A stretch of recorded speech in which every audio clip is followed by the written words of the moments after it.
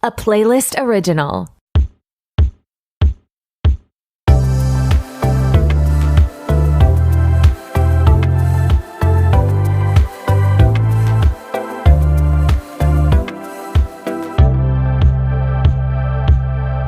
What's up? It's your host Tori, and who is ready to be petty? Welcome back to another episode of RTBP. I am so glad you're here. Before we get to today's episode with Cicely, I just want to share a few things. This episode is a wild ride. I don't think it's actually as tangential as I thought it was when I edit it, but it's defo like we go on some tangents for sure. So I hope you enjoy it. I just wanted to give you a heads up to expect that. We talk about Britney Spears' wedding. I don't talk about the Jason Alexander of it all. It's such a just dark stain on that day. And I don't know, I just didn't really want to talk about it.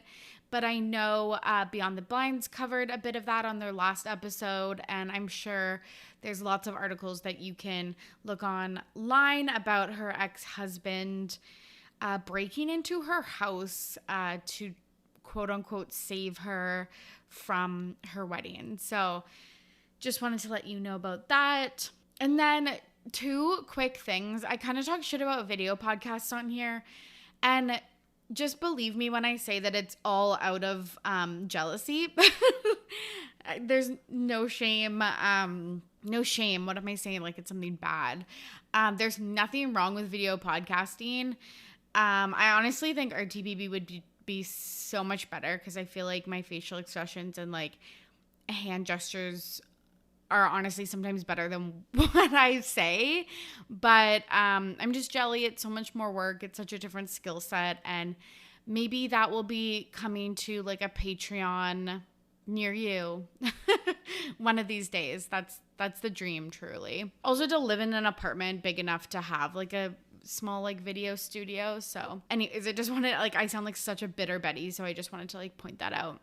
And then the last thing is I feel like I also shit on using like online interactions as social interactions, and that's not the same, or that's not true at all, especially because most of my social interactions now are online. I think especially coming out of the pandemic, I think it's where I am feeling bad about that is like when you conflate the two, because there are differences in the two. They're not the same. And I feel like sometimes I'm like, oh, I'm getting enough social interaction with people because I'm talking to people online. And then it's like, no, what I really need is like to be with people in my real life. And I think that knowing the difference for me is really good. Is like, okay, right now, or like today I need to go see my friends, like go over to one of their houses. Or it's like today I'm okay to stay at home and just like talk to people online. I also saw this really funny TikTok, and it was like talking about how someone's therapist suggested that they go on walks to like be more present. And then the person was like, okay, like that sounds like a great idea. Before I go on the walk, I should find a podcast to listen to, which is just so totally me. And yeah, maybe that could be one of our summer goals of just like going like on an unplugged walk and like taking note of like the flowers and like the birds chirping. Like how sad is my life that I have to like actually plan that out, but that's just the way it is. Okay, last exciting thing. I posted on my Instagram, but in case you didn't see it or missed it, I have Chloe from Too Hot to Handle and The Circle as my guest in 2 weeks. I'm going to be doing a Q&A box on Instagram, and I'll tweet it too. But if you have any questions or topics you would like me to discuss with Chloe, please reach out because I'm building us an outline this week. Okay, let's get to the show. Here's my conversation with Cicely. I'm back with a very special guest. Cicely is here. Woo! Cicely, how are you? I'm doing great. Excited to be back after a 90 episode hiatus. Okay, like literally. This isn't a call out. yeah, it's like just happy to be here. Where were you for 3 years? Just doing my thing, literally. you know. Literally. I think like you're the first guest that has come back after such a hiatus. And I feel like I was like talking myself up so much. I was like, oh, like I'm like a pro now. Like it's a well-oiled machine. And then it was like the bumpiest ride to get here. Like, No, that's cool. I think you are a well-oiled machine. I believe the propaganda. Like, I think that it's happening. yeah. Maybe the ride was a little bumpy, but we are here and currently podcasting. So I mean, what else can you ask for? That's true. That's true. I was in my hometown last week and I saw one of my like childhood friends, high school friends, and she was like, oh, I listened to the pod and like, it's so funny every time a guest comes on, they're like, you're so organized. And I'm just like laughing in my head. And I was like, ugh.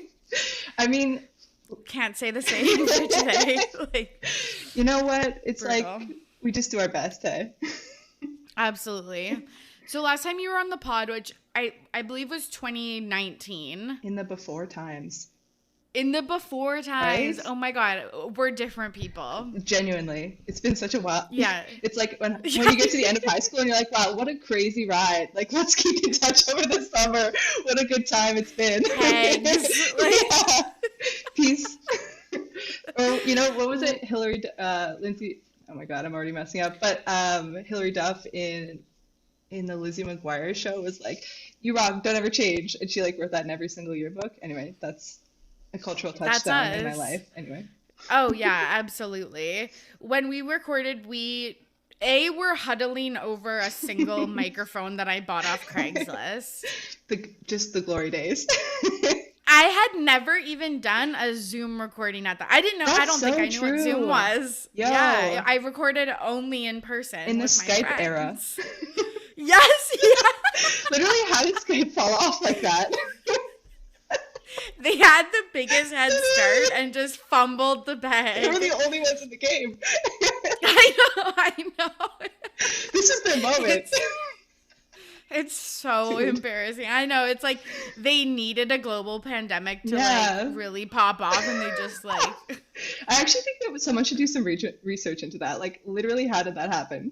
I'm sure some like business bro did like a presentation Yeah. at like a conference. So, like, Absolutely. So when we recorded last, we were talking about Twilight. Are you still into Twilight? Well, of course. It's been, I mean, when Yeah, did it come? okay. When did that come? It was like 2009? Yeah. So we were talking about it 10 years like post-mortem. Right. Like, In my head, I was calculating. I was like, wow, 20 years since it came out. So I guess was thinking the same. it's been a long 2 years. But Fuck, I know. but no, I'm absolutely still into Twilight. I go like I think like a lot of us, I go through kind of this phase where I will watch it every year, basically. And so I'm not in my rewatch season right now, but I do think it's coming on. Maybe late summer, early autumn. Yeah. Okay, I feel that. Yeah, I definitely feel like I go through phases too. And then we also talked about Coachella. Do you still want to go? Because I really do not want to go anymore. Yeah, honestly, I haven't listened to those episodes back. No, and I don't know what I would have said about Coachella. I guess I wanted to go.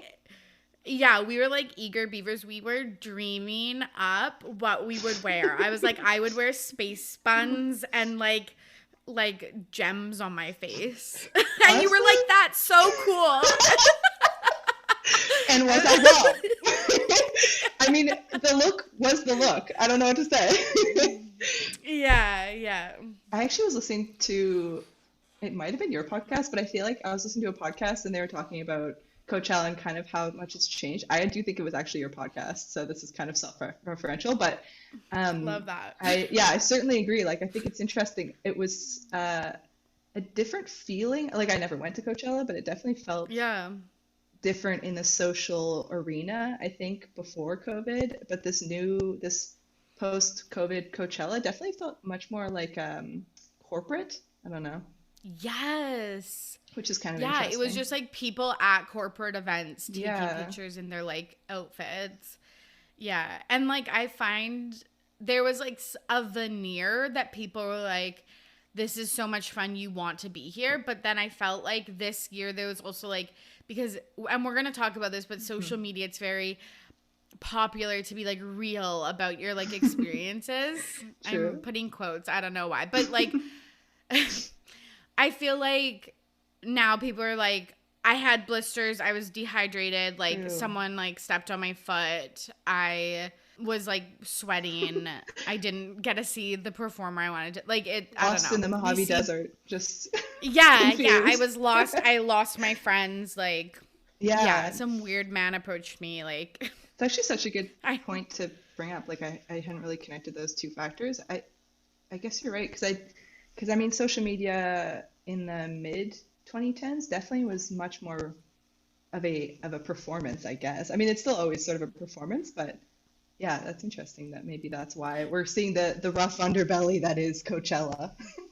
yes, literally. And Kate, we should talk about that performance of social media later because Yeah. I've got some things to say. Yes, of course.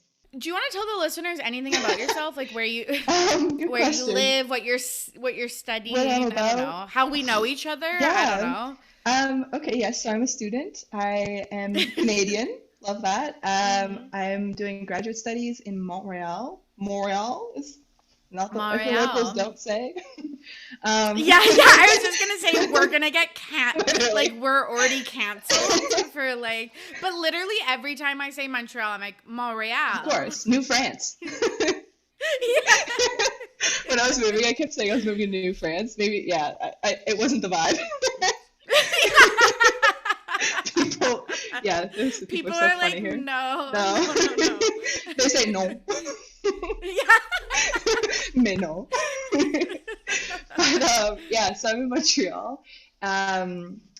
What else about me? Yeah, so we both worked at the same university in Victoria, BC, which was great. And that's how I happened to find myself on good old episode 9 of a little show people know as RTBP. Good God. And yeah, I guess what else is there to say? The rest is history. The rest is history. Okay, I want to ask you this because Yes. I do know people that live in Montreal, Montreal, but I'm like too embarrassed to ask them. We'll certainly go right ahead. But you're an Anglophone, right? Yes. You're monolingual. Okay, so like, Yeah. what's the like vibe? Because like when I've been to Montreal. And I obviously went to like some restaurants and shit that were like French speaking only. But then like I feel like I'd be like English, anglais, and they would like anglais s'il vous plaît. Yeah, you got it. And they would like they would just know Adapt. English, at least like at least restaurant language. Yeah.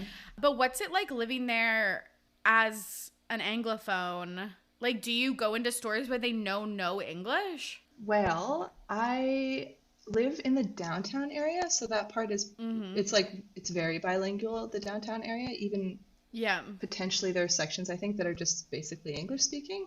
And my school is like in the downtown area as well, so I end up spending most of my time in this sort of section of Montreal, and so it hasn't been a barrier to me at all. Like, although I think because I work through the university, it's not as much of a barrier. Like if I was out trying to find a job not associated with the university, I think that would be a much bigger challenge because I just speak English. And I think there are jobs you could find that you can just speak English for, but I don't think there are many. I'm not sure. So I guess all is to say it's like kind of just from my own perspective. I don't think my perspective is really the universal experience in Montreal, but I haven't had a real challenge. Like it's interesting how not a challenge it's been. Like everybody speaks English also, and I guess that's, I mean, for those who maybe are not as familiar with Montreal or anything, I think there's always been a sort of historical and current kind of tension with that reality of like the balance between English and French as Quebec's primary language, or I guess it's bilingual, but it's heavily Francophone. It's the only province, well, it's the main province in Canada that's French speaking. Yeah. I think there's parts of Ontario that there's like some rural like parts. New Brunswick and stuff. Yeah. But for those who are less aware of it, I guess there was recently a bill that's being passed that's making it more challenging for English to be taught in Montreal or just in Quebec, I believe. So in Quebec, So there's kind of things happening around the language and the culture, and I think that Quebec is trying to maintain its francophoneness. And I don't know if I have very informed opinions other than that, but it's sort of interesting being here in this time and not speaking French, and being like, Yeah. oops, sorry for maybe like watering down the culture, but also, but Yeah. I'm also Canadian. I don't know, like we're all Canadian, so Yeah, yeah. it's an That's interesting so place. interesting. Yeah. Do you feel like you're picking up more French? I mean, definitely. I brag. I had a dream the other day where I spoke French, but it was literally like me at a restaurant be like, "S'il vous plaît, je voudrais un croissant." Yeah, Like, yeah, I was yeah. like Un so café. rudimentary, yeah. But I dreamt it. So you know Yeah. how they always say, I think when you're learning language, it's like a good sign when you dream in the language. It So is. I was feeling accomplished. And like Montreal also is like a big metropolitan. Like obviously it'd be Yeah. different if you were like in rural Quebec. Oh my Like God, yeah. I think even Quebec yeah. City, the other large Yeah, metropolitan city, is much more yeah. francophone. Yeah, I just remember being there and I was like people, you would walk into a store and they would just like start speaking French to you and you're like, Yeah.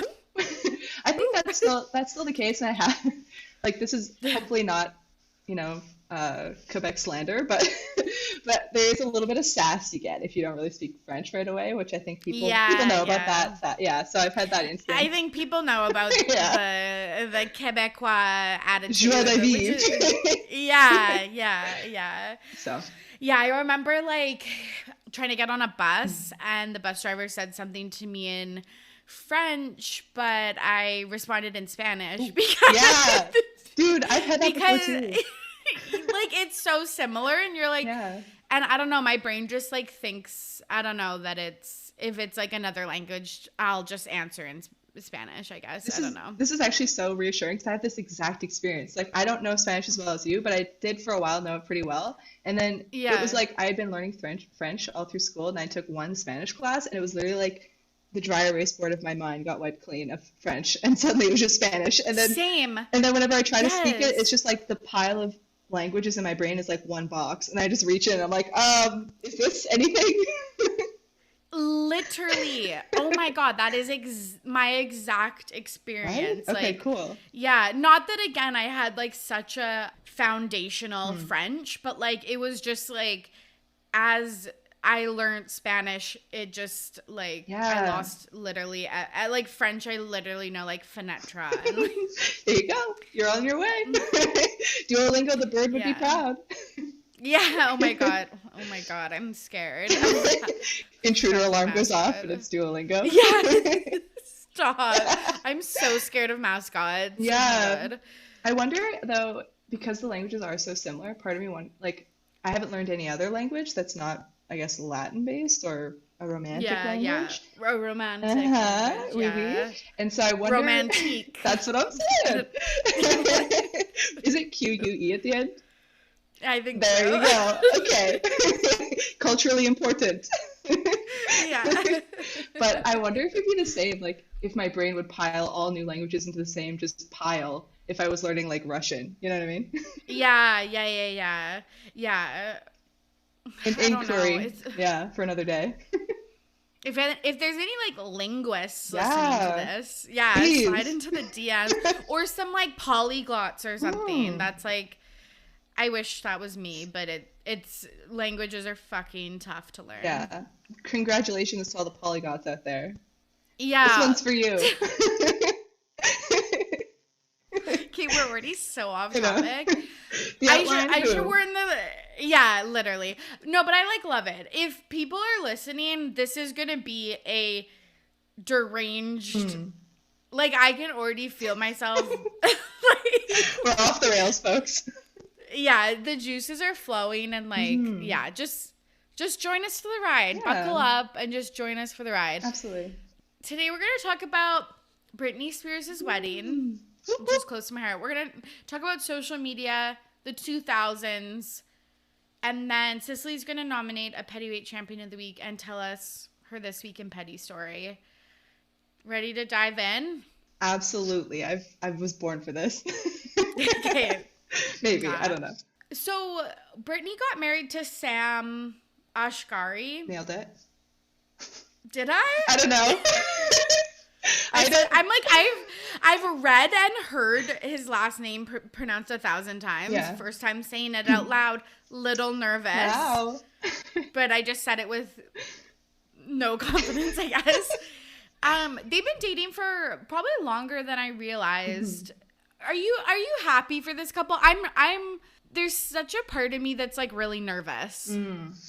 Yeah. I'm in such a like mixed bag of emotions.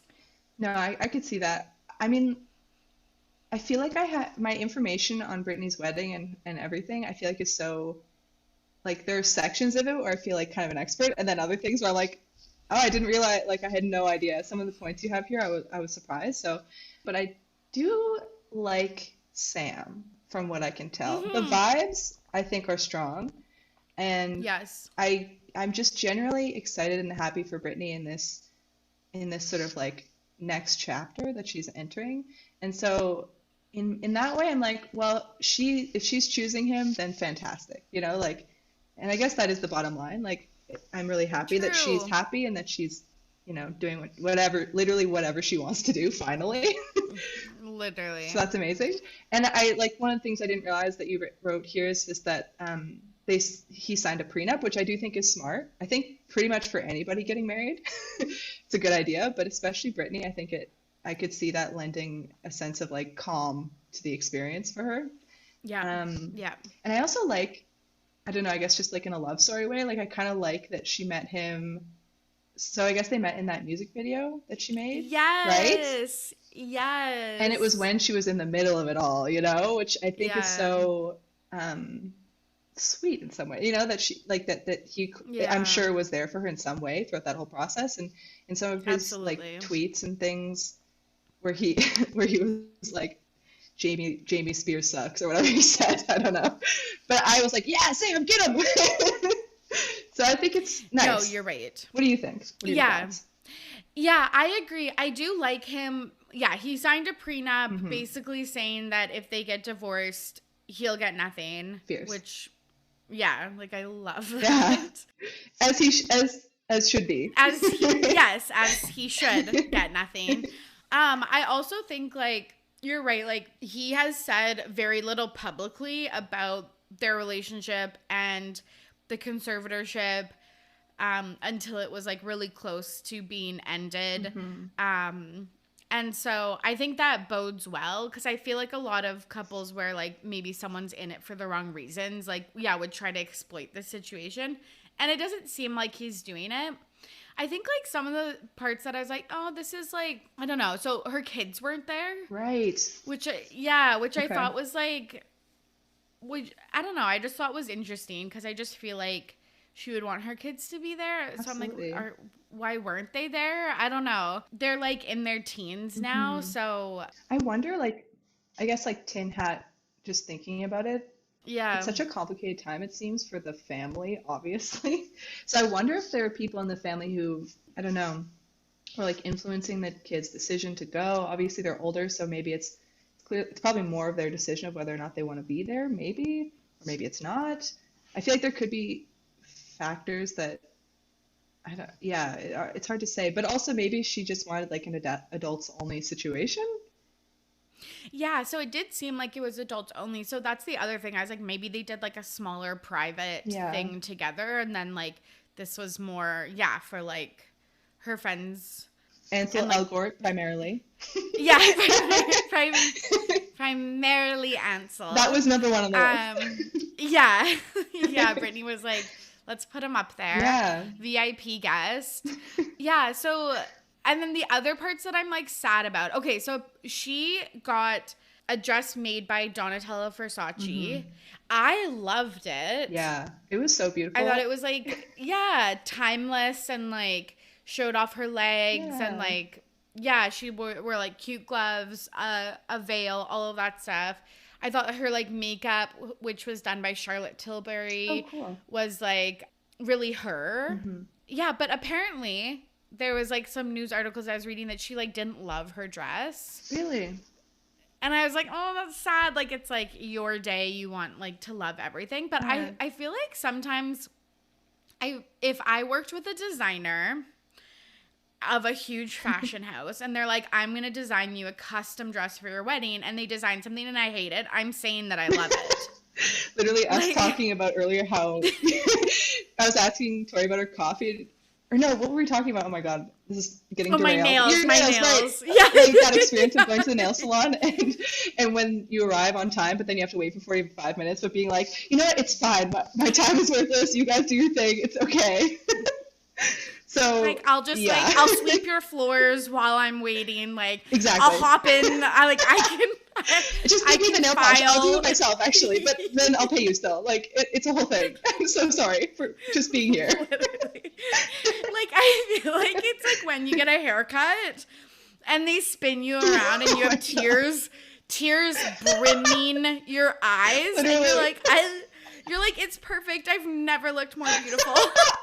Have you ever genuinely done that? Because I think I have actually left a salon and crying. Like I don't think I cried in the chair. Okay, yeah. Oh my god. Like no, I'm just kidding. I remember one time, like I don't think the haircut was even that bad, but I kind of went in like all excited to get a haircut, but I didn't really ask for the right thing. So basically, she just trimmed like a centimeter off my hair, and then I paid her like $80, and I was like, "What was that?" I just was overwhelmed and I cried. You're like life's good. Yeah, like... the trials and tribulations of being a Libra. Yeah, like fuck. That's so true. Yeah. As a Libra moon. But okay, so like, have I had tears? I think the only time that I had like tears was I went like for my grade 12 grad, which for like American listeners, that's like prom. We just call it grad here. It's like weird, but it's like where you wear the dress and all that shit. And yeah, I left this long. She like cut my bangs that day, like really tiny, and it was 2010, so it was a side bang, but they were like up like on my forehead. And I like left. I was like, oh, love. You're on the campaign trail. Like, I've never been happier to be here. That's the other thing. You can't just be like, oh, I like it. Okay, I'm going to pay and go. You have to be like, I'm obsessed. Like, I've never been happier with the way that I look. Like, I have no body and, like, you gotta do, like a little song image dance. Issues. Yes. Yeah, you're, like... You're the best hairdresser I've ever met. Like, oh my god, this is exactly what I wanted. Yeah, like it's honestly triggering. Like I've never felt more beautiful. Yeah. You're like cool. So I'm gonna be wearing a hat for 6 months, but like you went prom with a baseball hat. You're like I wanted this. Like, you're like, I actually wanted to wear a toque for the foreseeable future. Just honestly, shout out to the hairstylists out there. Like, sorry we're crying. I think they're doing their best. Literally, I could also never be a hairstylist. Oh, like, no. My god. I honestly like have so much respect for hairstylists because it's literally. Like they're therapists. I just couldn't. They're like. Oh yeah. Even beyond the technical ability, like I feel like they just have like strong interpersonal skills usually. 100%. And I could never, because I could never provide a service to someone who could immediately look into a mirror and just be like, no. Yeah. Like the pressure and stuff, like so subjective all the respect. Too. Yes. Oh my gosh. Yes. And like people being like, I want this. And then the hairdresser being like, I don't know, like that's not going to work for you for these reasons. And then people just being like, do it anyways. And then hating it after. Yeah, then crying. This is a call-out post to me. Yeah. Also, like the camp, I feel like I've done this where you find pictures online of what you want. It's literally like Bella Hadid vibes. Like it's like streetwear model off duty, like best hair you've ever seen in your life. And you're like, yeah, can I just get that? And they're like, well, you know what? And they have to like sit you down. They're like, you are doing great, but this is not really in the foreseeable future for you. Yeah, they're like, what do you like about this? Because if like I think it's more than just the haircut. Like I feel like. Oh my god. So maybe Britt was in that situation, like just on just trying to. She was like Donatella, like Bella, like. Oh. Italian hand gesture. Yeah. This is an audio only podcast, but we're making some probably inappropriate Italian Stereotypical hand gestures. Absolutely. Sorry to be Yeah, Italian. so honest, like, maybe she's never been more relatable. Yeah, that's actually so true. And she really is on her relatable streak right now with her posts. Like, they're so interesting, and so like kind of like I feel like they do come off kind of crazy, but then I love that. I don't know. It's kind of like relatable, or maybe not relatable, but it's just genuine, I think, whatever she's writing. And I did 100%. And yeah, you're totally right. Like, it's not a curated post by like someone's PR team or like social media team. And I love that. You wrote on here that her Instagram account is gone, and I just looked it up. It is. Yeah, it's gone. I think of like 2 days ago. Oh no. I know. I'm so sad. Okay, I'll have to look into that. She has kind of, sorry, I think she's deleted before, right? And then come back in this post-conservatorship Maybe era. like deactivated or something. Yeah. I know that she is still like in some like litigation stuff. So I wonder if it was just like recommended to like take a little break or something. Or maybe she's on her honeymoon and she was just like, I'm gonna go live in the moment. off the grid. Yeah. Which I'd be so brave. That's perfect. Yeah. Couldn't be me, but like I love that Good for her, you. girl. Absolutely. So the guest list. Madonna. Okay, the people that we care about: Madonna, Selena Gomez, Kathy and Paris Hilton, Drew Barrymore, and Ansel Elgort. So I think the question we're all wondering is, where did Britney and Ansel meet? I want to know. The people have got to know. I think I listened to another podcast and they were like, Ansel's dad is like a big deal for like, I don't know, like either music production or like movie production. Okay. But like, it was a 60-person wedding. So true. And he was on the Sam list, and Britney. dude. Yeah, Sam and Britney were like, 59 spots done. Like, who's the last piece to this puzzle? Yeah. Cherry on top. Yeah. Which, like, have you followed any of his like career about like essay allegations? I think I've like peripherally heard of that, but basically no. So if you want to enlighten me or the listeners. Yeah. Okay, so like I think it was around the time, because West Side Story, which he was like the male lead in, was filmed pre-COVID, but they waited, I think like almost 2 years to release it because of what was happening with like movie theaters and stuff. And during the filming and when he was cast, so again, I think around like 2018, 2019, maybe even a little earlier, a bunch of women came out saying that they were assaulted by him, and he's like continued his career like unscathed. A man? Yeah. Are you telling me right now that a man has had allegations put against him and is unaffected? And is yeah. And then like Rachel, I can't remember her last name, like Ziegler or something like that, who was the female lead in West Side Story, was like getting shit on for like working with him, and Jesus. She's like, I It's like Taylor Swift if I was a man, like yeah. What is that song called? She was like, yeah. No, if I was a boy, Beyonce. The man. We got there. Yeah. Just like it absolutely painful. So yeah, that was weird. Drew Barrymore, like they've obviously crossed paths, but yeah, I sort of like, I don't know. I sort of like this collective of women who went through such challenging times in the early 2000s, well, early to now, basically, like throughout a large part of their careers, coming together. I feel like that could be therapeutic, and it's sort of interesting so true, right? Like it's interesting to see that a lot of them have kind of, maybe not even a lot, but like Paris with her documentary or her podcast about her experiences in those like detention camp situations. Yeah, I don't know if that's the right phrase for it, but like boarding schools, like abusive school.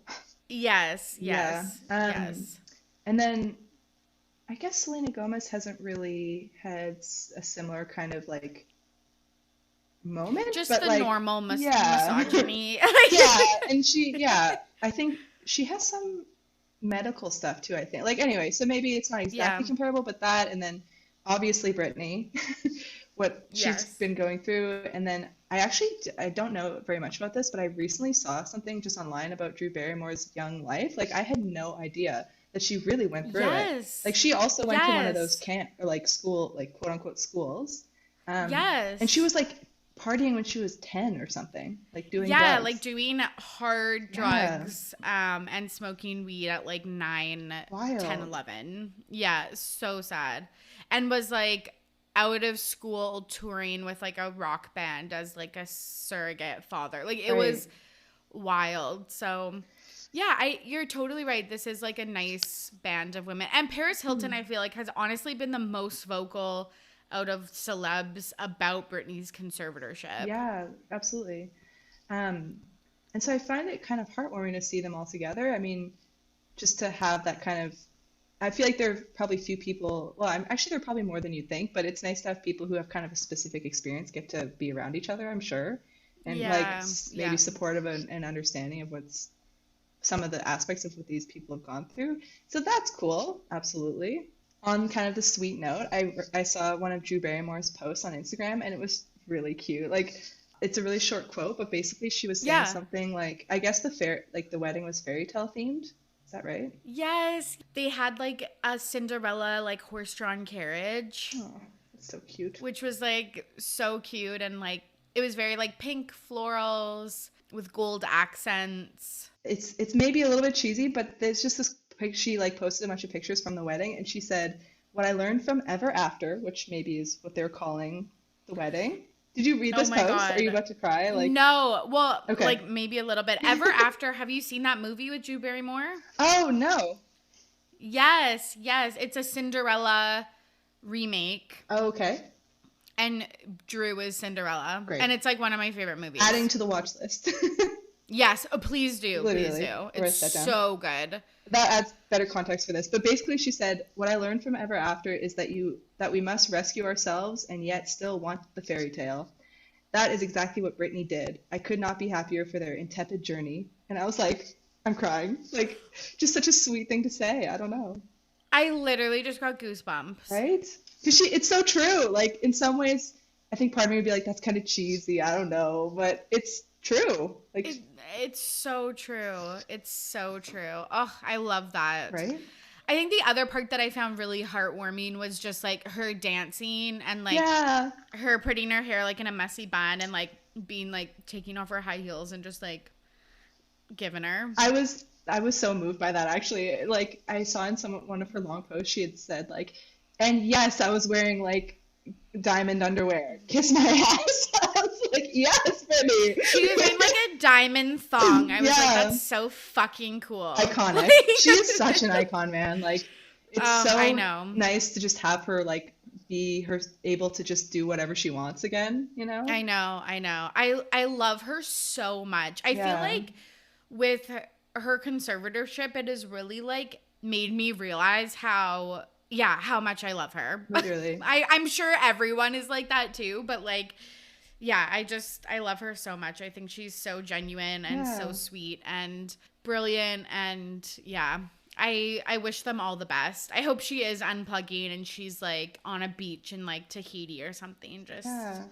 Just living it up. living her best life, dude. Yes, I yes. I also feel like the process of the conservatorship coming to light and all of the social support for Britney and things like that has almost been like therapeutic personally in some way because I think I'm sure I'm not the only one, but I think a lot of people like passively participated in kind of like the persecution of Britney for so many Yes. years, you know? And Yes. like like you know you can't remember everything you did. Like I could have been like, oh, that Britney, you know, when I was like 13.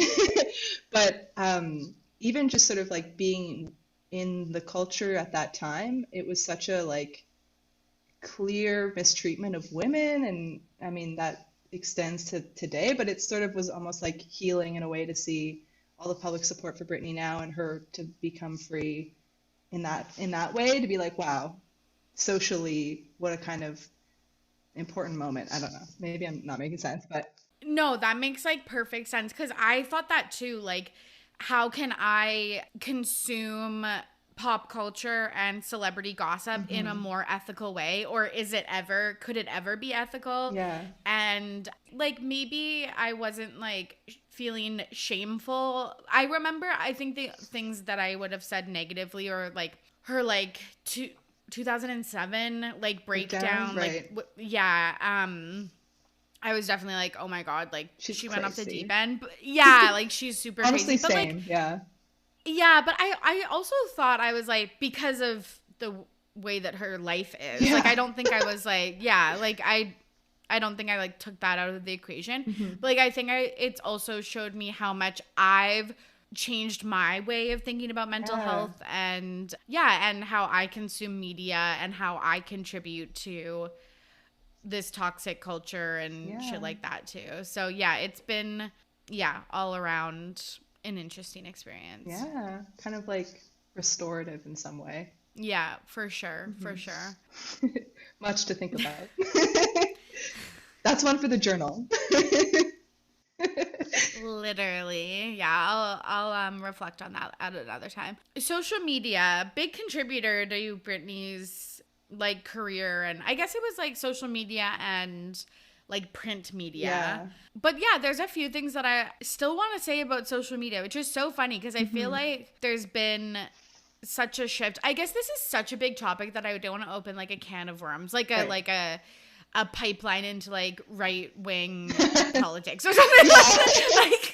Like the impact of social media on like the political sphere.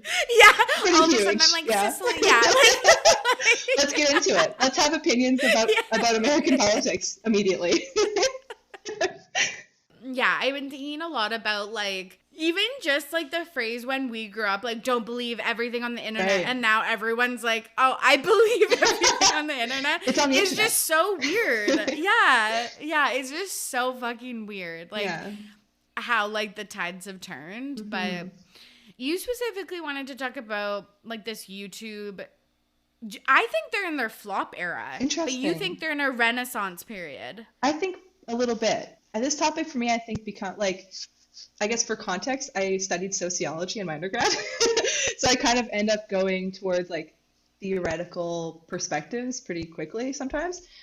So I think when I wrote this down, I was kind of thinking that way, a little bit broad, a little bit like of like general trends sort of.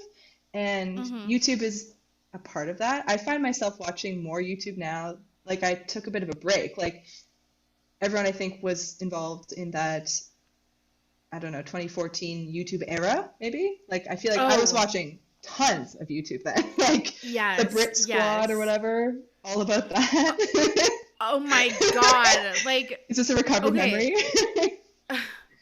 And like the way that I like, do you remember just like being with friends and being like, oh, let's just like put on this YouTube video, dude. and like we'll just like huddle around like my laptop and watch this like YouTube video? Like, what the fuck? Like kids on Christmas, like with the family. Yeah. Tell me what's up, Zoella, please. Yeah. What's at like, Primark today? That's so that's so weird. Yeah. So basically, like, you know, there's that experience, and then now I'm finding myself gravitating towards YouTube again in a different way, or at least seeing how there's video essays. Like I just feel like video essays are becoming very popular. There are a lot of creators now on the platform making things that are like 1 to 3 hours long pretty consistently. And those are the videos I want to watch. Like I find that kind of interesting. And then more generally, I think the movement towards video as the main kind of currency maybe of the internet, like TikTok. Yes. You have thoughts. What are your thoughts? I've got a fucking bone to pick. No. You finish your thoughts. As a podcast, so you're like, now hold on. Yeah. I'm like, this, wait a second. But even video podcasts. Yeah. But yeah, so I think the audible sigh. Yeah. I'll edit that out. Yeah. But I think it's a bit interesting, and maybe this is kind of like too tin hat or like too trying to make things connect that don't completely connect, but probably connect a bit. Like after the pandemic, when everyone is so isolated, and then like the increased popularity of video content over the entire internet, I feel like I don't think it was necessarily the cause of that, because I think video was sort of the direction everything was heading anyway, but there's kind of like more social stimulation you get from videos, I think. Like when you watch someone talk 100%. and you see their face, and it feels more like you're actually around people. And then and then we're all going through this isolation 2 years period, like maybe not exactly 2 years, but the pandemic and everything. So I think it's interesting that like long form video essays, and TikTok is becoming the like most popular social media app, and it's video based, and even the reels that have become popular on every platform and things like that. So I don't know exactly if I have like a point other than just what I've said. No, that's a point. Yeah, but there's a perspective for you. Yeah. Are you a Mike's Mike girl? Yes, absolutely. Okay. Okay, because as soon as you're like long form content, 1 to 3 hours, yes. I was like, Pretty Little Liars. Yes. I was like, you've watched Mike's Mike. I certainly for sure. have. And okay, there yes. was also, who was that? I forget her name, but that YouTuber who was semi an inspiration for that series, who did the Vampire Diaries video essay. Oh, I don't know. Oh, that's okay. There's another podcaster or YouTuber who, before Mike's Mike, did like a 2-hour deep dive into Vampire Diaries, and he like cited that as anyway. So there's a lot of people. Inspiration. Yeah. Yeah, 100%. And it's interesting now that you like are saying that, because I am subscribed to like 5 YouTube channels, and I think like 3 of them are social commentary videos, or like video essays, etc. I think like for me, and like you can tell me this, I guess we're both in higher ed, like I work at a university or in school. Video essays for me are so much, and like I feel like academia would fucking hate this because they shit on anything that's like accessible and like not like the written word. Literally. But like video essays are so much more accessible. Yeah, dude. For so many more people to learn about whatever the person is talking about. Absolutely. And I wonder, do more people do their, like you're in your graduate studies, do more people do like theses that are videos right now? I might not be the best person to ask, but I do know that my program has an option where you don't have to write a thesis. Like you could do like knowledge creation. Like a project. Yeah. Yes. So something, it maybe is a video or something. It's sort of up to fit whatever you would want it to be, kind of, as long as you can show that you've created knowledge, basically. Yeah. Which I think a video essay could definitely be used for that. But you're so right. Like I really think it's so cool to see knowledge being produced in an accessible way. Generally, I think that's a real flaw of academia, that a lot of the stuff isn't accessible, obviously. And I also think maybe part of the reason why there is this trend towards video essays is that there is a increasingly educated demographic who, like, what am I trying to say? Like, the people who may be the age that want to become YouTubers are also increasingly educated, Oh, you're so right. Like Mike, for example, has a master's degree, and you could apply like academic skills to video essay making. You don't need that to do it, but maybe that's sort of an influence on this direction that YouTube's taking. Yeah, that's so interesting. Yeah. And I'll put in the episode show notes some of my favorite like social commentary accounts. But yeah, it's just such a right turn from like what I used to watch, which were like sketches or like beauty YouTube, like fucking James Charles, Tati, Jeffree Star, Michelle Phan, shit, and then yes, oh my god, I was like the biggest, yes, oh my god, yes, and then like to like the gossip of those channels, the to drama. Like the drama videos to like now, it's so interesting. I actually just, like, I literally have basically zero information on this, but I saw some Instagram post about Jeffree Star in a podcast. I guess he apparently accused James and Tati of like ruining the beauty community on. Yeah. So I don't know. Yeah. He was recently on a podcast, and I think people were like, okay, so you're like ranching. The yaks. Ranching? Is that a verb? I don't know. I think so. You're working on your your yak ranch. Yeah. And he was like, yeah, I think that, what was it called? Like Beauty-geddon or like Drama-geddon or whatever? I don't even know. Yeah. Like whatever that inciting incident was called.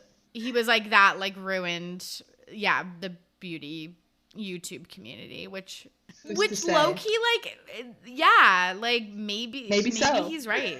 Yeah. It's possible. I think it's so funny that Jeffree Star, he moved to, what was it, Wyoming, right? Yeah.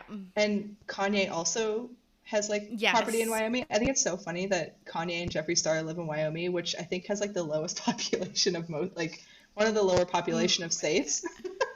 Yes, and there was like those rumors that they were hooking up. Oh, true. Yeah, like right? In a field somewhere with the yaks. But not like with the yaks. Anyway. Yeah. Hopefully. I don't know their story. That's so funny. And then like at the beginning of the show, you were talking about the performance of social media. Mm-hmm. And then like how there was like a market shift to like, I contributed a lot to Emma Chamberlain. Right. But like making it casual. The anti, yes, right. Yes, like the anti-it girl or like anti. Like it's so interesting how it was like, like the anti like filtered, approachable, like real. With the photo dumps of like, oh, here's like random photos, but it's like now there's like so much discourse about like how those are like actually, heavily curated, etc. And then like the like to the clean girl aesthetic on TikTok and like shit like that. Like it's so fucking interesting how like I don't know, these things just like weasel their way into and morph into pop culture. Yeah, it's sort of funny. Like our next topic obviously is sort of looking at how the 2000s are coming back. Like it's funny how there's sort of circular cultures in fashion or music or things like that, but the internet is quite new. So I wonder if that'll start to happen as well. Like with the morphing, like this kind of feels like it's going back to the 2000s aesthetic in a way, because in 2000s things were just much more casual, I think, like at the early internet. Not that I was that present on the early internet, but like but I was, but I was like more of a child. So but it feels like that is a bit of a return to, or trying to return to, the casualness, the novelty of the early internet. But obviously every return is not a return, because everything has been impacted about everything that has happened is still with us in some way. I don't know. I guess it's just like that's kind of evolution of culture, but it's neat to see it in this context, because it hasn't happened here really, because it's new. So I wonder, and it's technically like, I feel like the internet is always thought of as like so fast paced, like things turn over really quickly, so that kind of adds to it. Like I wonder if we'll get through more, I don't know, we'll cycle through more kind of cultural moments more quickly, 100%. And I think that is like documented or like discussed, how like maybe the period of like kind of cyclical fashion or whatever was like 20 years and now it's like 10 years.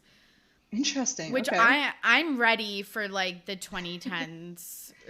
Okay, yeah. Like give me some chevron print.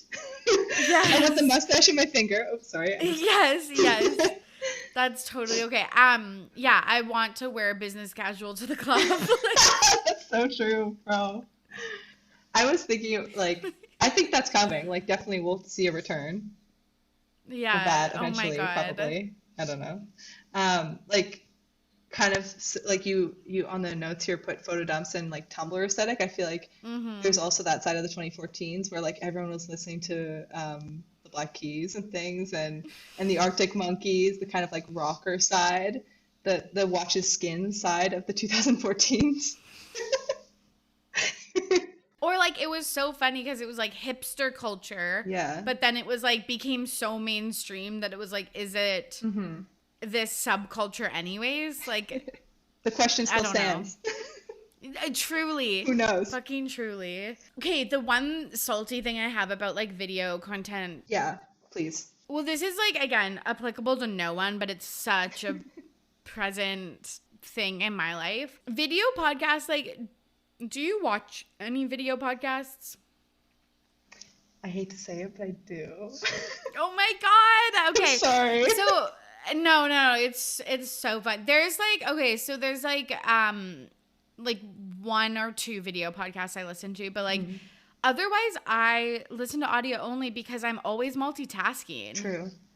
Like I don't just like sit down and watch/listen to a podcast. I'm always in the shower, doing my makeup, sleeping because I literally need a podcast to fall asleep, cleaning my kitchen, on a walk, like whatever, in the car. And so it's so weird to me, but you're so right. And this like makes me sad that, but like I do it too. Like I started listening to podcasts because I moved cities and I had no friends.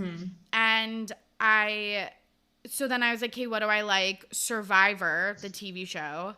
Of course. So I like literally, I think I actually put it into YouTube at the time. And then I found a podcaster through that. Right. And then just like now I've chronically listened to podcasts for like the last 10 years or whatever. But like the inciting incident. Yes, was being lonely. But like, oh my gosh, how sad is that? But like, I'm not saying it in a sad, like a pity way, because I do it too for sure. But like, I think it definitely says something about our culture that like, that we're not getting the social connection we need in real life, that we like lean on like internet personalities and stuff. Yeah. And like, it's weird for me because I could be that for someone. I probably am that for someone. True. Which I love, which I so love and appreciate, and like honorable God position bless, to be in. But yeah, but it's just so interesting. Like it's sad, like I don't know. I just think it says a lot about the way we like live our lives. Not a bad thing or a good thing per se, but like something to think about. Yeah, for sure. I guess maybe more with remote work, how more people have cars so they're not on transit. Like, I don't know, like there's just less opportunities for people. Like people have grocery delivery. So it's like, you don't even have to be with people. Yeah. Or like I go for coffee. Let's say I go to Starbucks, I order online. Right. And then like walk in, pick it up and then leave. Right. So it's like there's sometimes like, or like I go to self fucking checkout. So it's like, not only if I'm like out in public, am I not like, I could not interact with people even in like super public populated places. So like, yeah, people just end up leaning on like, internet, podcasts, influencers, YouTubers and stuff like that. So it's really interesting. Because I am actually in a similar position to you during your inciting incident re-podcasts because I've moved to Montreal and I don't really know people here, so I can definitely relate to that feeling of sort of relying on media to find sort of like social engagement to an extent. Excuse me. Also, I'm sorry. I keep to anybody listening out there. I'm on the tail end of a cold, so I'm sorry about the throat clearing. Hope you enjoy it ASMR style. Oh my God, I remember when we first podcasted, I think our second episode, you were like starting your ASMR career. Okay, I wouldn't say all that. But so basically through the job, how did that go? I mean, I just made the one video because it was for the job I was doing. Like it was part of that. So basically we had to create kind of events, and you could do in-person events or like a poster or something that people could interact with, not as like in their own time. And so I did an ASMR video for one of those, and that was a cultural moment. I don't know what to say about it, but it was what again, it was. a cultural a YouTube, like people just on there for ASMR. Yeah. I think the ASMR community is still killing it. I don't know. I'm not like hugely invested in the ASMR community, but I'm pretty sure that they are like still a big, I don't know. Thriving? Yeah, I'm sure. Just quietly thriving. I get it, but I don't feel the feeling. Oh, really? So, I haven't dabbled. No, that's fair. I mean, for what, right? If you don't get the tinglies? Yeah. I do. Like, so I wish I did, like but I don't. Yeah. Fair enough. Yeah, I do think it's really interesting. I actually appreciate Bo Burnham's perspectives on some of this. He has some interesting insights about, like, I think he's spent, like, I'm sure there are many people who have interesting insights, but recently he released his, like, deluxe version of Inside. And so I've been thinking about Bo Burnham a bit more. And anyway, he has insights or sort of thoughts on society and social media and all those types of things. And I actually don't remember if this is his thought, but I guess, you know, not to talk about capitalism, but but to talk about capitalism. Yes. I can't remember if it was him that brought it up, but if not, anyway, he's kind of interesting. If anyone wants to like search out interviews with him, he kind of has like interesting thoughts on this. But the same way that capitalism kind of like commodifies thing of like grocery stores sell food, you know what I mean? And sort of commodifies the human need to eat. Like social media commodifies the human need to like socialize, and makes it profitable for those it's profitable use for. Code Yeah. Use code RTBP. Which honestly, Manscaped.com. Exactly. No, I'm just kidding. No, but like Totally. Do you see Manscaped.com? I thought you said Landscaped. Yeah. I like wish that would be more useful. Honestly, fierce. But it is like, it isn't all black and white. Like it is kind of this thing we're all engaged in, and it's not necessarily negative because it does give people a lot of opportunities to like create their own careers and things like that. But it is also sort of a social direction. There's a social pressure there that's kind of like causing things to be accessible through the market, you know, and to like access social interaction outside of the market. I think you kind of have to like do it more intentionally. It's almost becomes easier to just go on your phone than just talk to someone, you know, which it's just something to be aware of. Like I find for myself, I have to sort of keep aware of that, especially moving to a new city. I have to like intentionally be like, when you go outside, don't have your headphones in. Like sometimes I almost find that scary weirdly. And then maybe not 100%. Weirdly, but like probably relatably. 100%. Yes. But I have to like, I'm like, no, this walk, I'm not going to wear my headphones. I'm going to like look at people and smile and talk to anyone who I might encounter, you know, just not a huge conversation, but be like, hey. Yes. So it's definitely an interesting thing to reflect on and kind of like find your position in, you know, because it is like, there are these social pressures that do make it kind of extra accessible to find media over people in some ways. Yeah.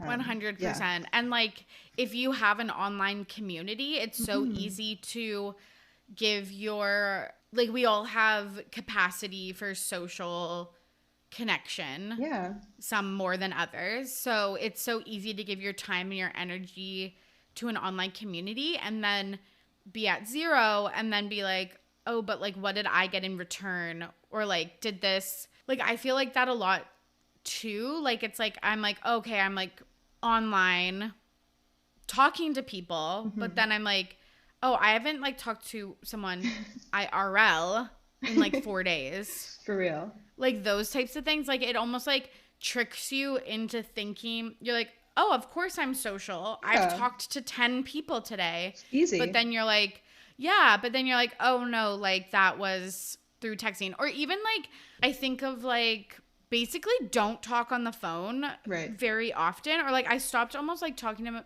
my parents on the phone. Like we maybe talk once a week or whatever, once every 2 weeks or whatever, because they text now. Oh, okay. But like before it's like I would talk to them on the phone all the time. Like just like things like that just like have over the last couple of years just like shifted all of your like social interactions. And it's so interesting because it's like I feel that it's not that shift is inherently negative, you know what I mean? Like there's a lot of opportunity for, it's like they're just different. Like I think sometimes I forget to realize that those types of interactions are distinct. Like, are different. Yes. Exactly. And you kind of have to treat them that way. And I think that social media does try to present it like interacting over Instagram is the same as like being with your best friends in a room. Yes. Okay. You like said what I was trying to say. Okay. Like, I love that. Yes. Because like, that's exactly right. Because you're like, oh, I'm so lonely. And then you're like, but I talked to 10 people today. But you're like, But it was an interaction, yeah, in Instagram DMs versus like IRL. And then it's like I see my friends in real life and I'm like, oh, this is like living, or like I'm happy. I don't feel lonely. Like, I'm happy. like I'm like, what's the word? What a concept. Yeah. For sure. Like, it's just so interesting. And I've thought a lot about relationships too, and just like how just so many things that we do now are by yourself versus in the olden days. Yeah. But like in the past, the days of yore, you like, again, had to interact with people or spend time with them. Again, I think the like capitalism's imperative is individual. Like, yeah, people are better consumers if they have all their their needs met individually. Does that make sense? And similarly, I think there's like, this could just get more into like my sociology stuff, but like colonialism, imperialism, capitalism all kind of have that in common, where the individual is kind of what it's all based on, not so much the collective like community, you know? And communities 100%. Communities persist. Like, that's sort of, I think that's a fundamental part of being a human person, is like the interactions we share. And so, you know, just because there are these systems in place doesn't mean that communities aren't happening everywhere all the time, all at once. You know that movie? Yes, everything, anywhere, all at once. Or yeah, yes. You got it. I butchered that, but yes. But it is interesting. Like, I don't know. I think I sort of find solace in trying to see these big overarching social pressures that are at play. Like, it's not like we're all just working against the machine in some ways, and there are inherent challenges with that. But also, like we said, there's sort of opportunities. But I think fundamentally, people are just people, and I'm really getting off on a tangent, but no, I love it. Anywho, we're all just a bunch of cells trying to be friends or something. Yes. Where do we go from here? So my bone to pick. Right. Well, okay, I don't know if I have a bone to pick. Okay. The much anticipated bone has left the building. I think it's like, I don't know. Maybe I'm just jelly because I don't do video podcasts. Right.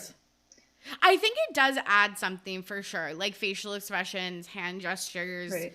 And you're totally right. You do get a more personal connection with people when you see them versus like just listening to them. Honestly, what I really find myself being drawn to with video podcasts is that it's like show and tell. Like, they'll talk about something and they'll show a picture of what they're talking about. And like, I know what I really love. Yes. I think I'm just salty because if I did that, I would have to literally print something out and physically hold it up, because I don't have this tech skills to like impose something like on the screen. For sure. It's like a whole other set of skills and like necessary equipment and stuff. Like, yes. It's like different barrier to entry. Yes, 100%. I think that's my bone to pick. Just because I think that's why audio podcasts are like, we're democratized, because you don't actually need anything fancy. Like, if you use Anchor, it's free. If you can literally record on Anchor on your phone. I don't even use Anchor. I use a different one. But like there's so many ways like you can record on your phone. Like, I don't know. Like, there's just you're right. It is just a different set of skills and a different access to different things. And I think I haven't really thought about it like that. That's a really good, interesting perspective to bring in too. Like, it's less accessible, you know, it's just a different approach. Like, there are some accessibility differences in terms of just what you need to create that product. Anyway, I hear you. That's interesting. Like, it's an interesting point to bring. You're right, like, that videos are the way of the future, which in some ways is good, and in some ways is maybe bad, but like, I'm still on that podcast app though, you know. I know. Like, who knows? Because there is a real niche for podcasts when you leave the house. Like, I'm not on the YouTube app outside of my house, right? So and I still very much listen 100%. To podcasts when I'm out in the world. So I don't think it's going anywhere, you know. Yeah, totally. Yeah, I think that those are the things that I like always, have a bone to pick is like, it's so, or I'm just like, are we again morphing something into something that is different? Like I feel like, okay, so like Instagram got like, it was just grid photos and then it got like stories and stuff, which was like originally on Snapchat. Right. And then it got Reels, which is TikTok. And then I'm like, is podcast just morphing into YouTube? Okay, yeah, like, I feel you. Yeah, I think that that's what I'm trying to say. Because I feel like, okay, like if we uploaded this to YouTube, which I do, but it's an audio only thing. For sure. Because I'm like, you don't actually probably want to hear my like unedited video podcast. But like, is it just all becoming one thing is I guess what I'm thinking of. But there is benefits to video podcasts, obviously. And something you said that I definitely resonate with, like I feel that in my experience, social media platforms that don't make the company very much money are way better than those who do. Yes. Yes. Like I'm actually such a Tumblr stan, and do you remember how Tumblr lost the company like almost $1 billion? Like they literally like I think they were sold for $1 billion and then they were bought for like 3 million. Yes. Whereas like Instagram also like I feel like is in its flop era. Oh and my like God, yeah. It was purchased by Facebook and stuff. Like was actually gonna or Meta. Like that's actually kind of my petty thing of the week or whatever, but I'll get into it later. But like I'm Zuck, why? Like I have so many little petty frustrations about that. Okay, I can't wait. Let's chat a little bit about the 2000s before we get to your Pettyweight Champion of the Week. I would love that. that. I think that this is like another thing is like it's tough to like rebuy stuff that I've already worn. Yeah. I also have this thing where I can remember myself like pre-puberty basically, or like puberty vibes in the fashions that are coming back. So then when I put those fashions on, I sort of feel in my body like I'm a prepubescent, awkward 12-year-old. Like, yes. Which, okay, it's like, I guess not triggering, but I kind of am like, oh my God. Like, I feel like it like puts me in a weird mental state. 100%. Like those butterfly clips. I do like those actually. Yeah, I feel you. But like it's also like people have different like feelings about different things. But like I went shopping the other day and I was looking at like the mannequins in like this front window and I was like, okay, so these like this floral print is like so 90s. This like ruching on this dress was like so 90s, or like the kind of like hemmed flowy like skirts and stuff like that I'm seeing. Like it sucks when you like I'm like, why didn't I keep my clothes? Not that they would have like fit or anything. My 12-year-old pants. Yeah, like I wore like a corduroy jacket with like a Sherpa collar. Ooh, hell yeah.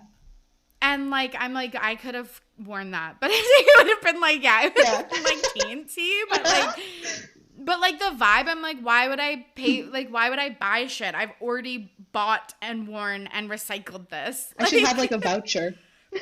Yes, I was traumatized by this.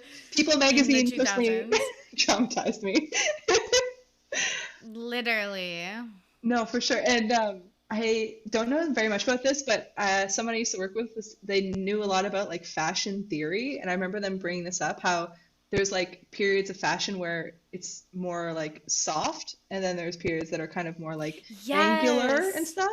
And I feel like the early 2000s is in that soft era, and then like the 2010s on is like angular, and then we're kind of coming back to soft, which is interesting. Yes, and I think that also is dependent on like the economy and the vibe of the world, and our vibe right now is really difficult. So I think we're searching for fun, soft, this is blowing my mind. Whimsical. That actually makes so much sense. Like, like it makes so much sense. I'm not gonna take credit. I saw it on TikTok or whatever, but like it's literally like what do you search, or like when are like, you know, like stuff like rom-coms at its like peak and stuff. It's like when people need like escapist shit because the world is so difficult. And I feel like that's reflected in like clothing too. Okay, I was actually watching a video essay like yesterday about the of course about the teen dystopian sort of like era. And that falls exactly into this. Like everyone was Yes. so into dystopia in like the Obama administration. You know what I mean? Like, Okay, literally. And it's like, now I would rather die than read a dystopian, because we're living I'll just in watch the dystopian news. times. Yes. Yes. I don't need to learn about like a pandemic, but you find your lover when you're like, yeah, that's happening currently. Literally. So that's such an interesting point that it kind of does also mirror the social vibe of the day. Like, yes.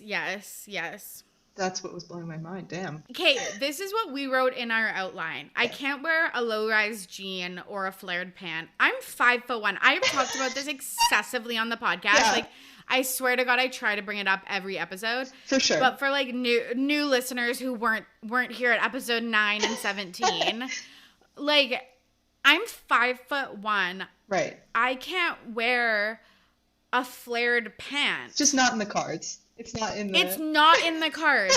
And, like, that's not trying to be, like, body shamey or, like, For sure. Truly, you can wear whatever you want. For sure. Like, flattering, honestly, like, I'm so over shit like that. Yeah. Like, truly just wear whatever you want. But, like, no, I would drag mine through, like, mud. Yeah, burn them. Get them away from me. This was the experience I had. I tried on pants that weren't even flared, but they were, like, more of a boot cut, because I've finally been able to purchase pants. Like, it was like a mental block I had. I finally purchased pants that weren't skinny jeans. Like, they're kind of just... Yes. Okay, just wait. Yes, please. This is bringing up a memory, because you and I... Okay, this is also so funny. The last time I think we saw each other in person, we went to Earl's for drinks.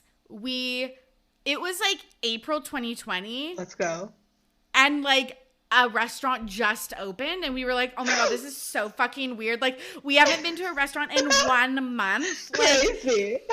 yeah, and then it was like immediate shutdown again. Sure. But we were like, oh my God, we're like spaced out. There's like 4 people in this restaurant, like all this stuff. And that's when you told me about a straight jean that you had bought. I'm pretty sure, was it the American Eagle? Oh no, was it Abercrombie Curve Love? No, Or was it American Eagle mom jeans?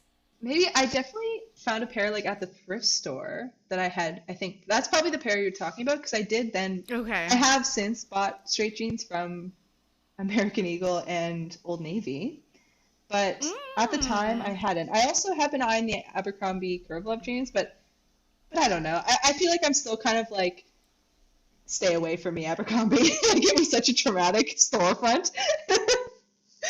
And the documentary, I don't know if you watched the documentary. Yes, White Hot. Yeah, Yes. so I'm not sure about Yes. how I'm feeling morally about it, but they do look nice, the jeans. So Okay, I have a pair, and Yeah? and I really like them, and I also agree with you. Like, yeah, I hate giving money to them. for sure. Not that I like giving money to any, like, Yeah, truly, what's the difference between them and like American Eagle or whatever? Literally.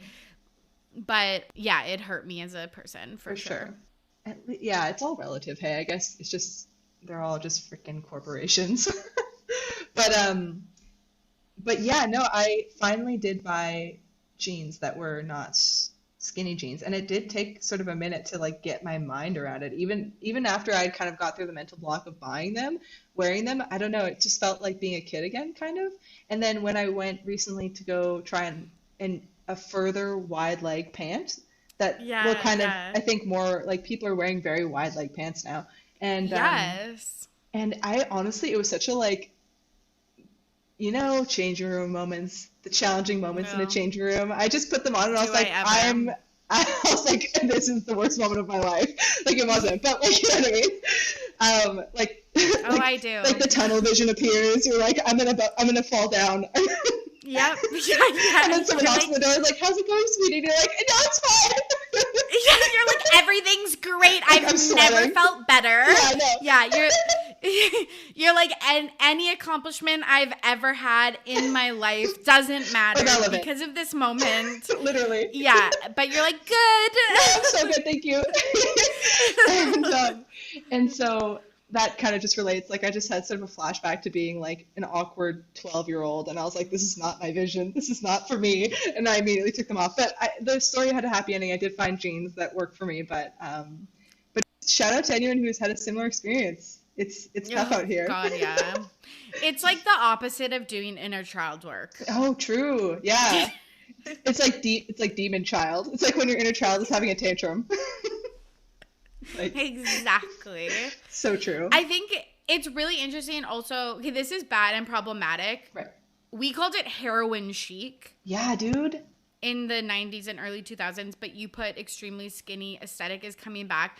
It is 100% coming back. Right. Which as a non-skinny gal, right. I don't love. I'm not having a good time. I couldn't remember the phrase. That's why I didn't put heroin chic. Heroin chic, Kate Moss. Yeah. Nothing tastes as good as skinny feels. So dark, vibes. Dude. Isn't that such a dark thing? I remember at the time hearing that and being like, wow, so true. No, it was like my computer background. Yikes, yeah. It was what it was, right? Like, we live and we learn. That was dark times.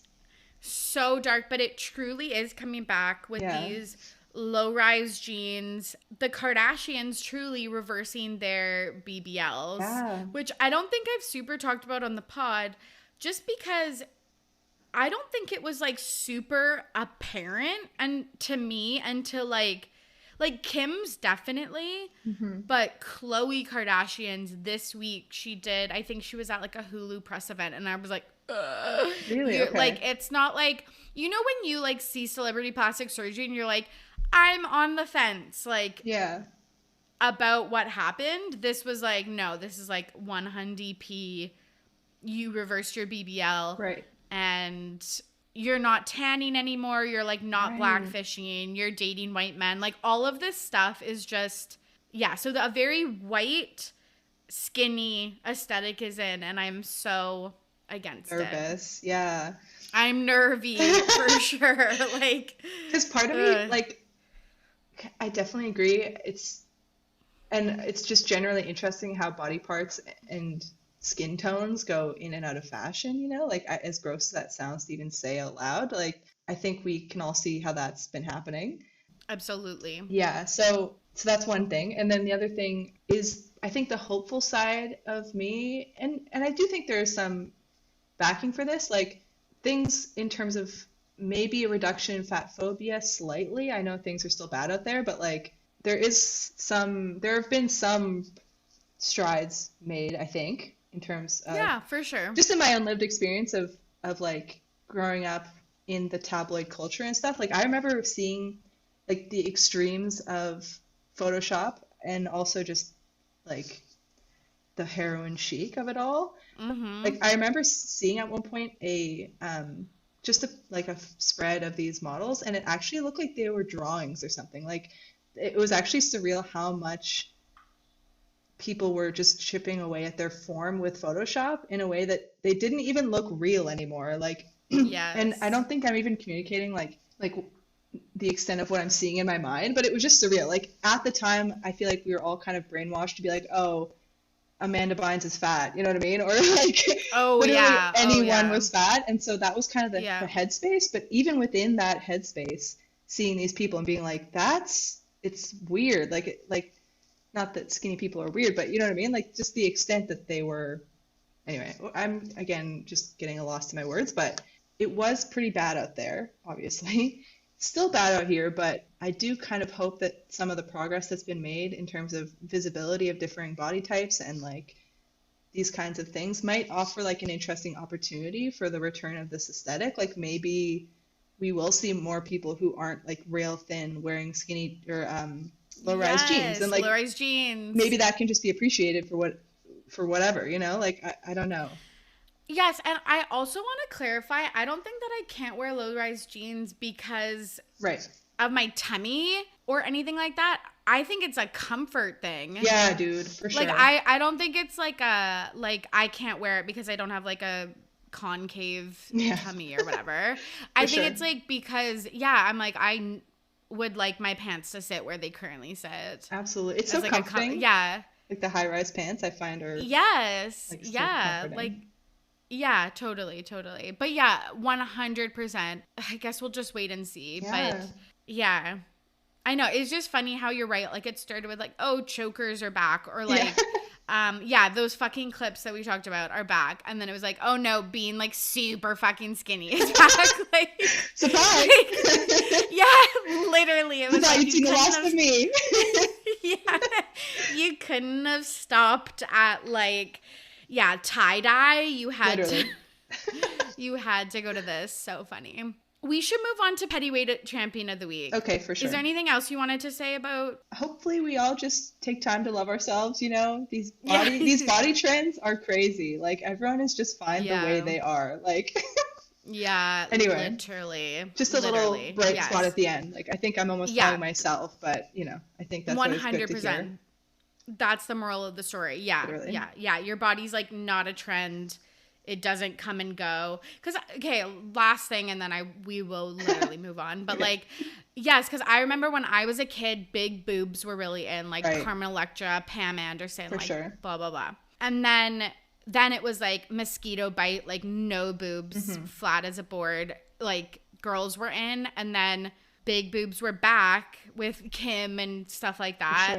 And now I feel like it's going to, like, no boob. And it's like, what the fuck? Like, I just have boobs. Like, yeah. Like, what's the absolute fuck? Like, it's just, yeah. But it's like when you do get older, I guess you do gain that perspective of like how cyclical things are.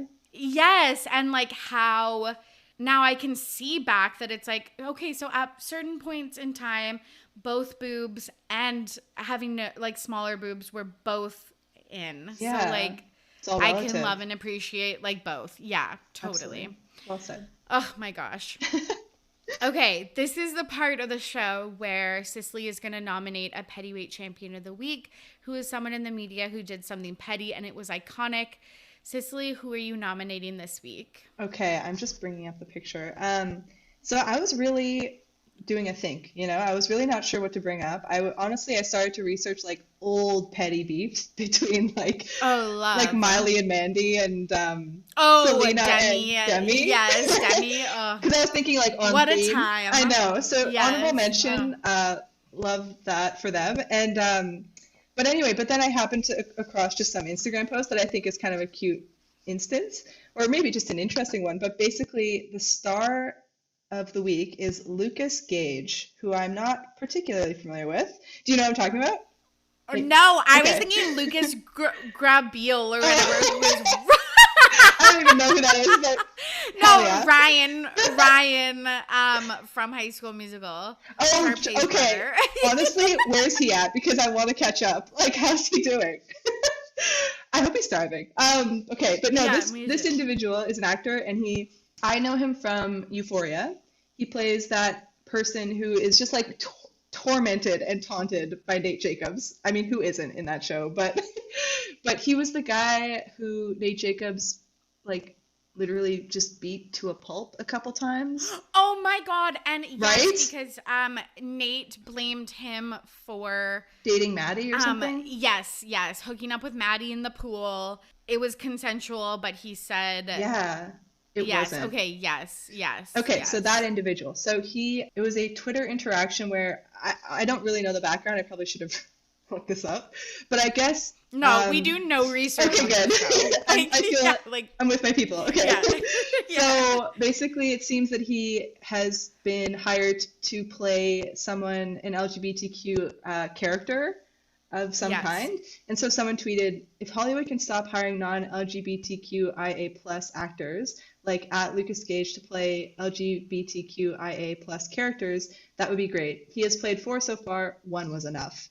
And then he responded, you don't know my alphabet? And then someone else responded and said, then please enlighten the whole world. And then he responded, no, with a heart. Which I think is so cute. Oh my God, that's so funny. I know. Oh my God. Because I also saw this kind of happening with the Heartstopper show. I really like that show. And one of Kit Connor. There's been a lot of speculation and I definitely can. I mean, it's not really even.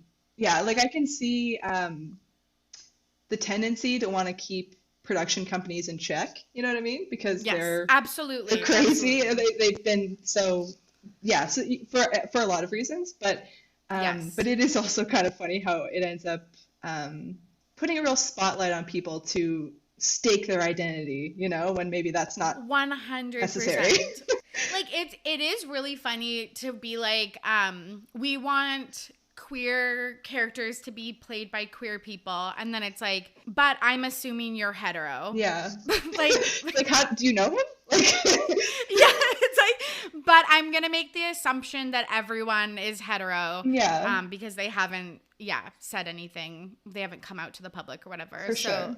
It's like weird because it's also not cool to assume that everyone is hetero if they haven't come out. But yeah, it's so funny how like that's like where we're at. That's so funny. And like Lucas Gage, you're so right. Yeah.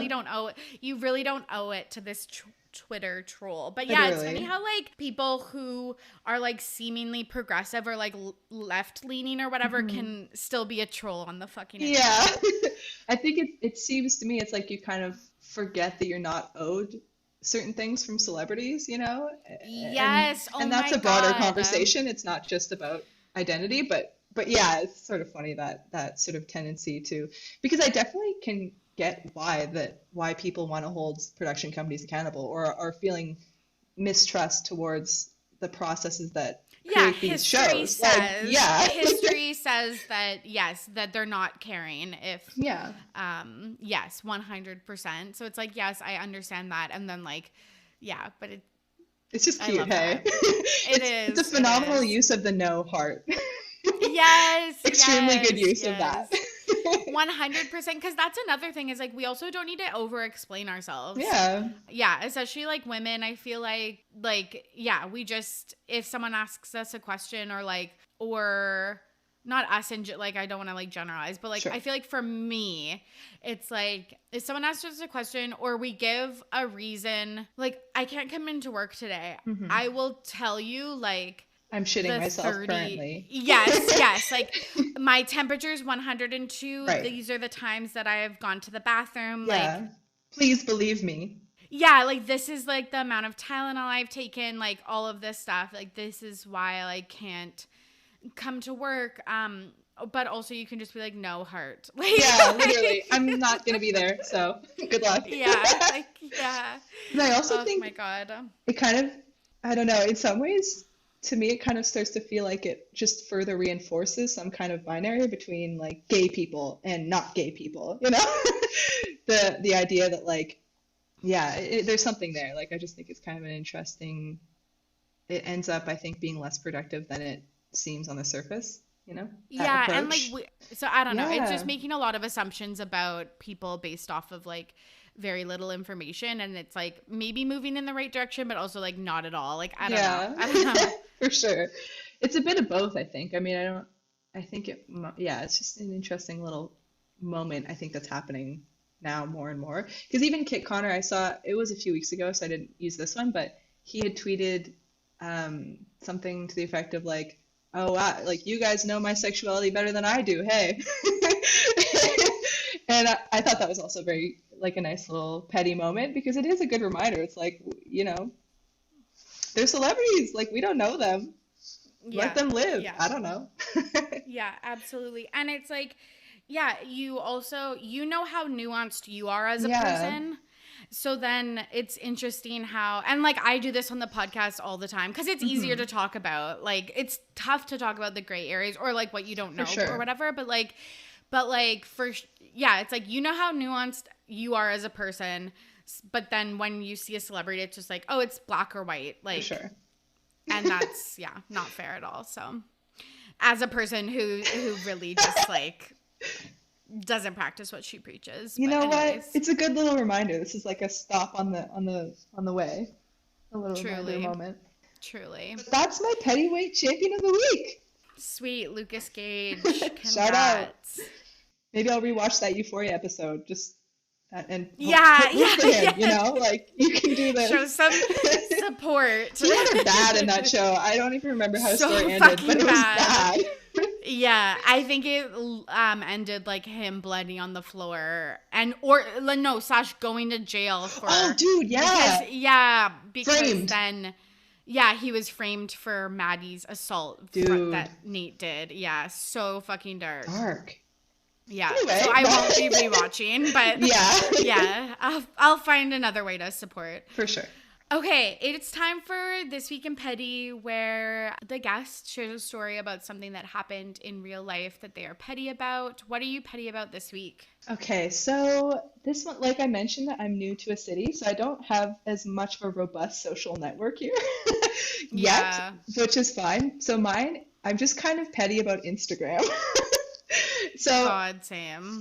This week, you probably had it too, but there was a glitch where it was making you rewatch a person's story every time they from the start. Yes, and I was going fucking crazy. Literally. Like, holy shit. Oh my God. And the funny thing is, I was like, I wouldn't put it past them. They probably are doing this for like, I bet this is just an update. Like, I kind of have lost a lot of like, not that I really had faith in Instagram, but I don't really like the direction it's going. So I was kind of like, oh, like, is this how it's going to be? But then I found it was a glitch, so that was good. So there's that little element of things. The timeline, I think, is so frustrating now because it's not in I don't think it's been in chronological order for a while, but it feels especially irregular now. I don't know if you feel that. Yeah, absolutely. Right? And like literally it'll be like one person that I follow and then it'll be like 12 people I should follow. Literally. Or ads. And my God. And then I like it. And then I'm like, this isn't even a person I follow. Yeah. And also I find like I'll then later see someone, like I feel like it's not showing me everyone I know. Like it shows me way more people. Like there are people posting stuff who I am following who don't show up on my timeline consistently, which is kind of interesting. Another kind of little thing is I went to like, as much as I'm ragging on it, I did post on Instagram. Okay. So I posted like an actual post and I was listening to music on my Bluetooth, and as I went to post it, it cut off my Bluetooth whenever I pressed like post, which I never had happen before, and I just felt it was so annoying. Like I was like, I'm not posting a video. Like I don't understand why it does that now, which is just literally just such a little petty annoyance. But I was like, I hate this. It's gone so downhill. Literally. And then another thing, literally, is this is an old one, but I believe when Zuck took it over, the place that used to be the explore button has changed to the shopping button, which is just such a like predatory capitalist move. Like it's so bad. Fucked. Yeah. It's so also who is shopping on Instagram? Literally, dude. I've never clicked that fucking tab because it's like I don't want to see, like I only shop on my laptop because you want to see the picture in like big, like you you don't want to see like a shirt in like a tiny little phone. You want to like and then you have to go through like you click on the thing and then you click like on the explore page things have come up that are selling things and I'll press through and it just takes, it's such a wild goose chase and it's like like I said before, it just feels like social media gets worse the more money people make off of it. Like not like individual creators or things, but like the corporation, like the tech people, not even the tech, you know what I'm saying? Yes. And it has been interesting experiencing the handover to Zuckerberg, you know, because it definitely feels like Facebook is basically just boomers and right-wing media, right? Like, I don't know, like I still have a Facebook, but it's not, it's not really a thing. And I feel like Instagram may be heading that way because it is kind of, for me, becoming really frustrating to be on there. Yeah, I don't use my personal one at all. Yeah. Like I am like only on my podcast one. For sure. I'm just popping off. Like No, I love it. I love it. It's interesting too because I almost feel like in a strange position with that reality because I have like years of pictures that I really cherish on Instagram. And I'm like, I guess that was the same for Facebook at a time. Like I've kind of aged past where they were really special. Like the pictures are special to me too, but I don't know. Instagram for so long was so like curated. Like I remember saying like, do it for the gram, which is so cheesy, but it was part of my life at some point, sort of using that saying. And so in some ways it's like being held hostage where I'm like, this weird corporation has taken over my photo album. Like I feel the exact same way. Like I really want to delete my Facebook. Yeah.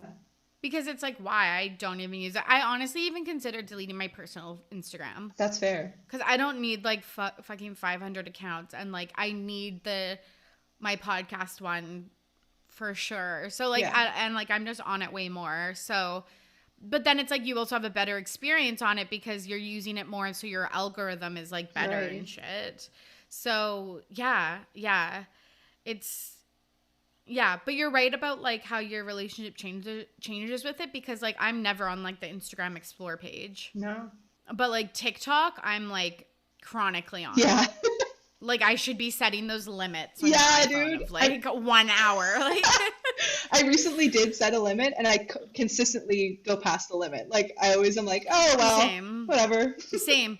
Literally same. I did that once one day in like 2020, and I was like, this is all I have. Like, this is my life. Like, I'm here. Yeah. I'm ready to learn about something and then say I read an article about it, but it was actually a TikTok. It was a 1 minute TikTok that I watched 30 seconds of. Perfect. Yeah, that's me for sure. Yeah. It is really interesting of like, you're right. Like just the way we like revered Facebook and then the way we revered Instagram. And now it's just probably TikTok. I guess so. Well, I was gonna sort of ask you if you had a petty moment. I think like the thing that I'm just generally petty about. Yes, go on.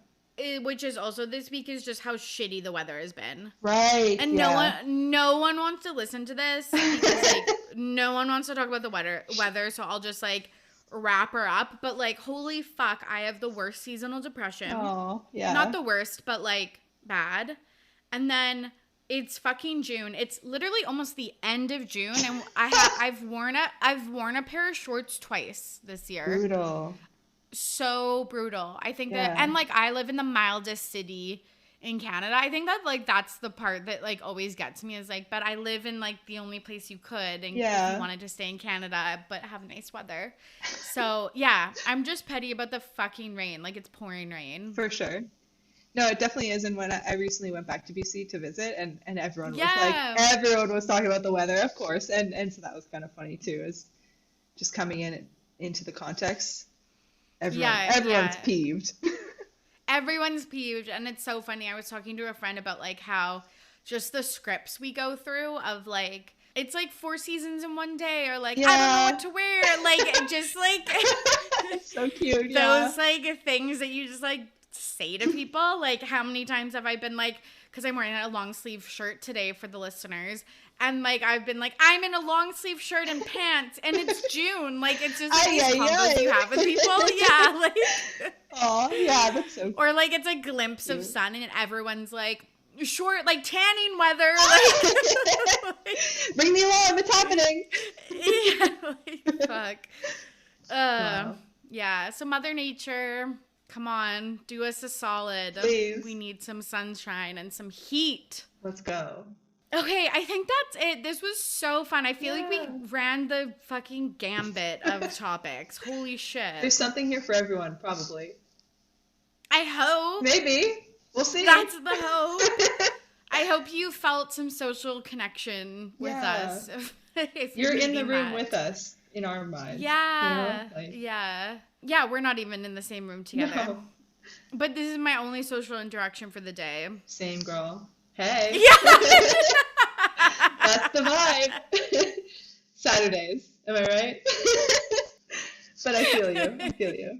And what a nice social interaction it's been. I know. It's so nice catching up with you. Absolutely. I wish I was in town when you were in Victoria, but another time. I think I'll hopefully move back that way eventually, so I'll keep you updated. I hope so, too. I really hope so. And so, just so you know, listeners, I'm hopefully going to move that way. Yeah. I'm telling you about my Anyway.